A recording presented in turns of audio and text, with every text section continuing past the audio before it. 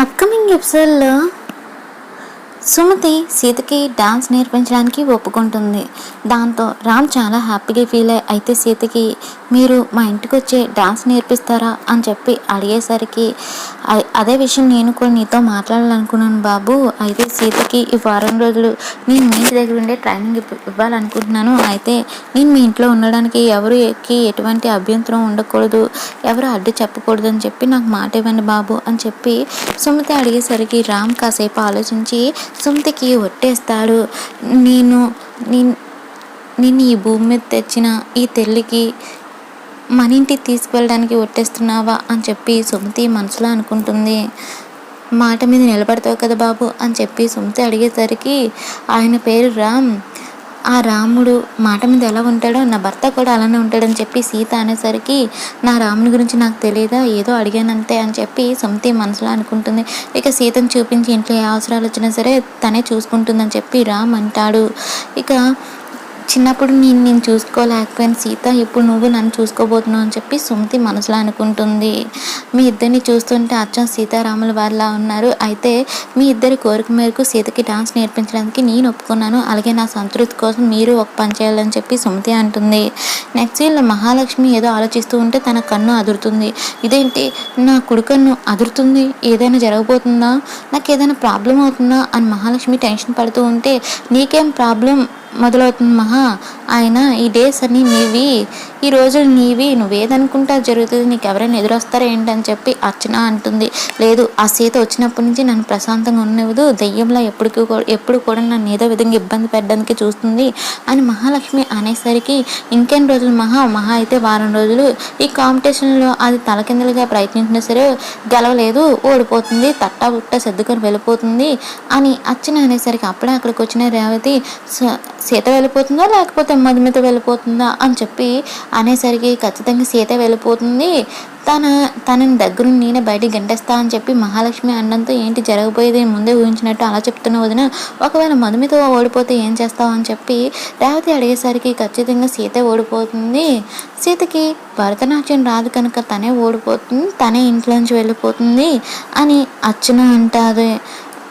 ఒకవేళ సీత కలిస్తే ప్రీతి విషయాలు ఓడిపోతే ఆయన డేస్ అన్ని మీ రోజులు అన్నట్టు ఎలా అనుకుంటున్నారు వదిన, అలా ఎప్పుడు ఎలా ఉంటుంది అనుకుంటున్నారు అని అనేసరికి ఇంట్లో వాళ్ళందరూ కూడా రామ్తో సహా నాకే సపోర్ట్ చేస్తారు. అనేటప్పుడు సీత కాంపిటీషన్లో ఎలా గెలుస్తుంది, ఖచ్చితంగా ప్రీతి విషయాలు గెలుస్తారు, సీత ఇంట్లోంచి వెళ్ళిపోతుంది అని చెప్పి మహాలక్ష్మి అనేసరికి ఇంతకాలం రామ్ నీకు సపోర్ట్ చేస్తున్నారు కాబట్టి ఇంట్లో నీ ఆటలు సాగే వదిన, కానీ సీత మీతో యుద్ధం చేస్తున్నా రామ్ కోసం కాంప్రమైజ్ అవుతుంది, ఒక్కసారి కాంప్రమైజ్ అన్నీ వదిలేసి మీ మీద చెలరేగిపోతే దానికి కాస్త మంట తోడైతే అప్పుడు మీకు మిగిలేది మాత్రం బూడిదే అని చెప్పి రేవతి అంటుంది.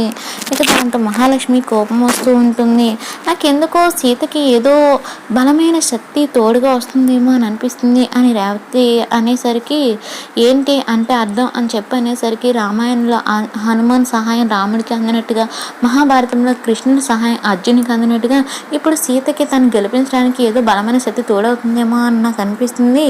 తను కనుక తోడైతే సీత ఆడే అట్లా మీరు ఓడిపోవడం ఖాయమని చెప్పి ఇక రేవతి అంటూ ఉంటే ఏంటి సీతకి ఎవరు తోడవుతారు, నువ్వా లేకపోతే మా అన్నయ్య అని చెప్పి మహాలక్ష్మి అనేసరికి మా ఇద్దరికి అని తెలివితేటలే సత్తే ఉంటే సీతకి పరిస్థితి ఎందుకు వస్తుంది వదిన, చూస్తూ ఉండండి సీత ఈ కాంపిటీషన్లో గెలుస్తుందని చెప్పి ఇక రేవతి అక్కడి నుంచి వెళ్ళిపోయిన తర్వాత ఏంటి రేవతి అంత కాన్ఫిడెంట్గా చెప్పింది, కొంప తీసుకొని సీతకి ఎవరైనా తోడవబోతున్నారా మహా అని అర్చన అడిగేసరికి లేదు, ఆ సీతకు అంత సీన్ లేదు, దారిలో ముష్టడుక్కునేవాడు కూడా సీతకి హెల్ప్ చేయడం చెప్పి మహాలక్ష్మి అంటుంది. ఒకవేళ రేవతి చెప్పినట్టుగా సీతకి ఎవరైనా సపోర్ట్కి వస్తే అప్పుడు మన పరిస్థితి ఏంటి అని చెప్పి అర్చన అడిగేసరికి నాకు ఆపోజిట్గా పోటీ రావాలంటే ఆ శక్తి ఎవరికి లేదు, ఉన్నది ఒకే ఒకటి, అది సుమతి మాత్రమే నాకు పోటీకి రాగలదు, కానీ సుమతి ఏ రోజు చచ్చిపోయింది కాబట్టి నన్ను ఓడించే వాళ్ళు ఎవరు లేరని చెప్పి మహాలక్ష్మి గర్వంగా ఫీల్ అవుతూ ఉంటుంది. నెక్స్ట్ సీన్లో రామ్ సీతల పేరు మీద అర్చన చేయమని చెప్పి పంతులు గారి దగ్గరికి సుమతి తీసుకుని వెళ్తుంది. ఇక గోత్రం నామాలు చెప్పండి అని చెప్పాను కానీ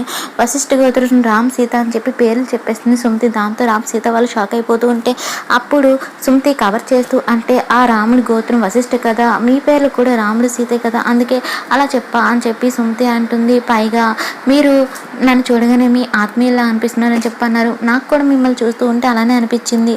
పైగా మీ గెలుపుని కోరుకుంటూ ఇప్పుడు మీ ఇంటికి రాబోతున్నాం కాబట్టి దేవుని ఆశీస్సులు తీసుకుంటే బాగుంటుందని చెప్పి ఇక్కడ తీసుకుని వచ్చా అని చెప్పి సుమతి అంటుంది. దాంతో రామ్ సీత వాళ్ళు హ్యాపీ ఫీల్ అవుతారు. ఇక పంతులు గారి దగ్గర నుంచి అక్షంతలు తీసుకొని సీత రాము సుమతి దగ్గర ఆశీర్వాదం తీసుకుంటారు. సుమతి ఏమో నిండు నూరేళ్ళు పిల్ల పాపలతో సుఖ సంతోషాలతో అష్ట ఐశ్వర్యాలతో తొలతొగమని చెప్పి ఆశీర్వాదిస్తుంది. దాంతో సీతారాములు హ్యాపీగా ఫీల్ అవుతారు. ఇక ఇంతకీ మీ పేరేంటి అని చెప్పి అడిగేసరికి నా పేరు విద్యాదేవి అని చెప్పి అంటుంది. విద్యాదేవి అంటే సరస్వతీదేవి, ఆ సరస్వతీదేవి నాకు డ్యాన్స్ నేర్పించిందంటే ఖచ్చితంగా ఈ కాంపిటీషన్లో నేనే విన్ అవుతా అని చెప్పి సీత అంటుంది. ఇక సీతకు మీ డ్యాన్స్ నేర్పించడానికి ఒప్పుకున్నందుకు నాకు చాలా సంతోషంగా ఉందమ్మా అని చెప్పి రామ్ అనేసరికి మేడం అనేసరికి చూడు బాబు, నేను నిన్ను కొడుకులాగా సీతని కోడల్లా ఫీల్ అవుతున్నాను కాబట్టి నువ్వు నన్ను అమ్మ అని పిలిస్తే చాలు అని చెప్పి సుమతి అనేసరికి ఇక సీత ఏమో నేను మాత్రం మిమ్మల్ని టీచర్ అని పిలుస్తా టీచర్ అని చెప్పి అంటుంది. ఈ కాంపిటీషన్ అయ్యేంత వరకే నువ్వు నన్ను అలా పిలవాలి సీత, ఆ తర్వాత నేను అలా చెప్తే అలా పిలవాలని చెప్పి సుమతి అంటుంది. దాంతో సీత వాళ్ళు హ్యాపీ ఫీల్ అవుతారు.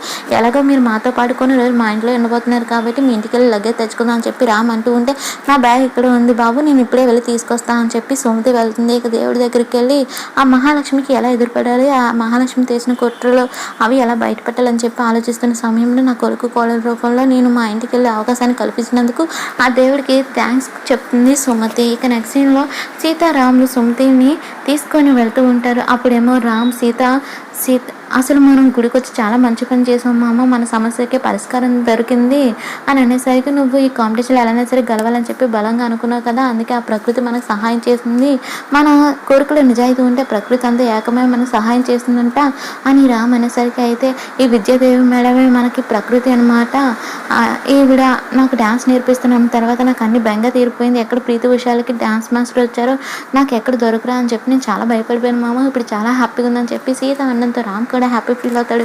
నెక్స్ట్ సుమతిని తీసుకొని రామ్ సీత వాళ్ళు మహాలక్ష్మి ఇంటికి వెళ్తారు.